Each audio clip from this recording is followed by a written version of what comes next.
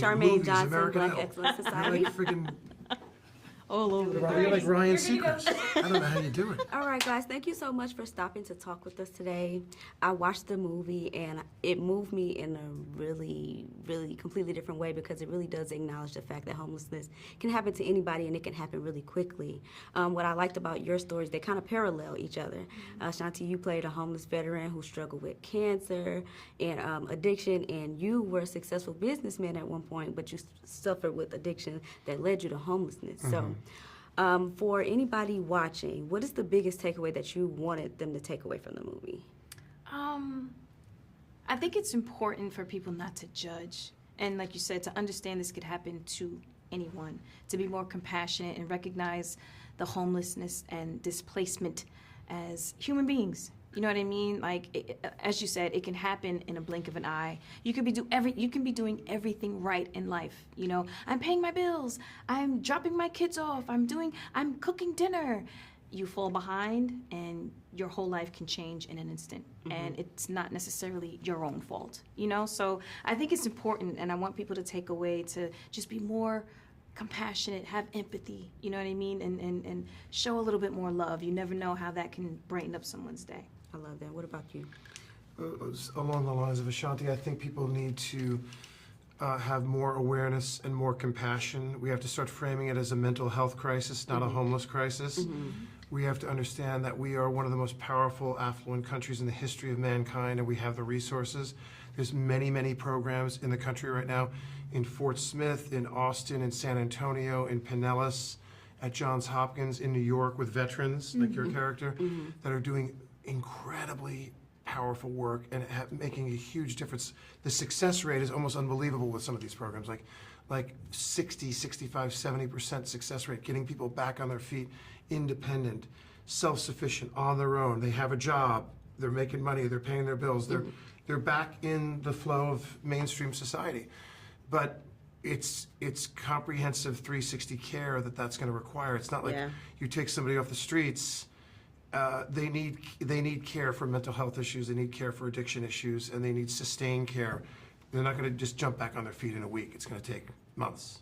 I agree, and I feel like the whole wraparound services was important. The part of the film where the homeless were invited into the office with the mayor so that they could speak to them to see what they needed. How important do you feel like it is for the homeless to actually be involved in the rehabilitation process or the creation of these programs so that they can really speak up and advocate for what is needed? Because, I mean, of course, we can think about it, you know, from the outside looking in, but they know exactly what they need and how they need to be helped. I think, like any problem, you should always listen to Who's affecting directly. I mean, you can talk to people that are studying sociology and the impacts of what's causing homelessness, and you know, you can talk to all of the policy wonks and academics you want, but of course, part of the solution is going to be to talk to them. One of the problems that they constantly say is they don't feel seen and heard, and a big part of the issue is that you have to make these people, you know, you have to sort of restore their dignity, because they've been living on the streets, sometimes people for months, sometimes people for decades, and they don't feel seen and heard, so they have to be part of the answers and the solutions, for sure. Okay, both of you have had a successful career over 10 plus years of time. Has this shaped your perspective or made you want to go into a different avenue as far as maybe opening a nonprofit or starting your own program or just something that you can do directly to help with the problem of homelessness? I mean, for me, this was a start. I know Billy's like super deep into that. For me, just understanding and changing my perspective and knowing now you really can just go from the blink of an eye, your life can change. So creating that awareness and allowing people to start the conversation and, you know, take a handle on it, like, hey, we got to fix this. We have to do something to fix this. I think that's the start, you know. You know, the answer to your question is yes. I'd like to have more of a life outside of my show business career where I'm dedicating more time and I have the bandwidth to dedicate more time to issues that concern me with children and veterans and senior citizens and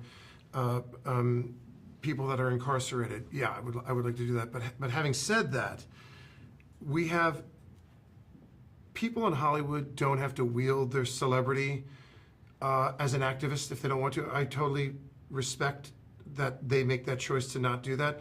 But when you do it, you have to do it responsibly, and you have to do it with responsibility. And one of the greatest currencies that we have is our successes. The thing that would have me have the greatest impact on this is if I was on a hit television series right now. I used to run an organization called the Creative Coalition. When I ran the Creative Coalition, I would be asked to go on Bill Maher. You see Bill Maher now. They have the greatest activists that are in the hottest movies that are coming out on Friday. You know what I mean? So I would be asked to go on Bill Maher, Bill O'Reilly, Chris Matthews, all of those shows several times a month, because I was running a nonprofit political organization, and I was also coming out in big studio movies. And to be given that opportunity to go on television to talk about subjects like this is a real blessing. I would be invited before there's 435 members of the House and 100 members of the Senate. I would be invited before everybody in the House except for committee leaders, and probably 75 members of the Senate. I would be asked to go on a panel with Chris Matthews or Bill O'Reilly before senators, because I was a celebrity who was an activist who could construct a sentence. And I remember one time they wanted to talk about the prosecution of the war in Iraq, and they had generals and admirals and senators and congressmen, and they wanted me to come on. I'm like, I'm not going on that panel. You want to talk about homelessness? I'm fine. You want to talk about arts advocacy, government funding? I'm your guy. I'm not going on to talk. But that's how badly, no offense, but that's how badly people in your position want us. And to wield that with responsibility and to wield it constructively to raise awareness and affect change is a beautiful thing. I love that. Ashanti, last question for you. You're a new mom, and the main character, she lost her mom at a very young age, and then she began her journey as a homeless person. And luckily, she found community. But just as a new mom, how does that make you feel? Like, I know it's kind of like, you know what I mean? I know it's kind of like scary being a new mom in general, but did this kind of just make you, I don't know, how did this just make you feel as a new mom now? For me, having my son, that bond is like nothing I could ever describe or put into words. So to relate it back to Lauren and her losing her mom, I could never imagine that. You know what I mean? And it definitely kind of puts everything into perspective. Again, oh, I'm sorry, I'm losing my train of thought. You're so making tired. me verklempt right now. It's okay. Like Take your choked up time. over Take here. your time. You look good. Thank you. But no, it definitely magnifies and intensifies that pain and struggle that she's going through and dealing with, because I couldn't imagine, you know, having that. And obviously my bond with my own mom, Right. you know what I mean? It's the same thing. But yeah, it puts a different spin on it after me having that experience and having my child. It's like, oh my gosh, that pain and that struggle and everything that child is going through, and living on the streets and having to deal with life and find our own new family and community. It's a struggle, you know, and I think that people need to realize this is happening. So what can we do to change it? What can we do to make a difference? I love that. Well, thank you guys so much for stopping to talk to me. The movie was amazing. The message is amazing. You guys did amazing. Make sure you guys buy those tickets so that we can support those organizations who want to help. NoAddressMovie.com is where you can get tickets. Yep. Bring a friend. Tell your friends. 50% of the proceeds of the profits go to nonprofit organizations serving the homeless community. So, yeah, I mean, buy a ticket, go to the movie, bring your friends, or engage in your community. Yeah, simple us as out. that. Thank you guys so Thank you. much. Thank you.